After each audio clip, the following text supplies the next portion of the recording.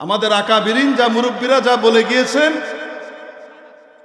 কিছু কিছু বিষয় আমরা চিন্তা করতাম আরেকটু উদার হই, ওনারা মনে হয় একটু সংকীর্ণতার সাথে দেখেছেন। আমরা দেখছি যে না, আসলে তারাই প্রমাণ করে দিচ্ছে কলন্দর আঁচে গোয়াত দিদা গোয়াত।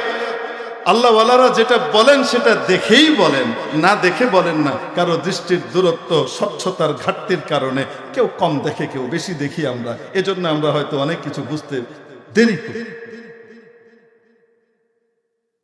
একটা তো না, একবার তো না, শুধু একবার যদি এ কথা হয়ে যেত তাহলে ছেড়ে দিতাম যে ঠিক আছে, মিস্টেক হয়েছে, বুঝলাম। তারপর দলের গুরুত্বপূর্ণ দায়িত্বশীল, আমি কোনো দলের নাম নিচ্ছি না, আপনারা জানলে জানেন, না জানলে নেই। দলের গুরুত্বপূর্ণ দায়িত্বশীল যিনি তাদের আইনি মুখপাত্র, এইরকম ব্যক্তি গিয়ে বলছেন পূজার ভিতরে, আপনাদের পূজা আমাদের রোজা, মুদ্রার এপিঠ আর ওপিঠ।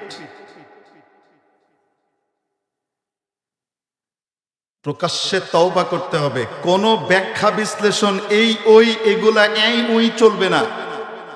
যাই দেন না কেন, আপনার দলের সত্যপন্থী লোকরাও আপনার কথা বিশ্বাস করে না।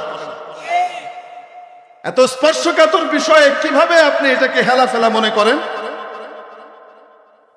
এখনো ক্ষমতায় যাননি, তাই যদি এই দশা হয়, ক্ষমতায় গেলে কি করবেন? এখন তো বাধ্য হয়েই বলতে হয়, লুটে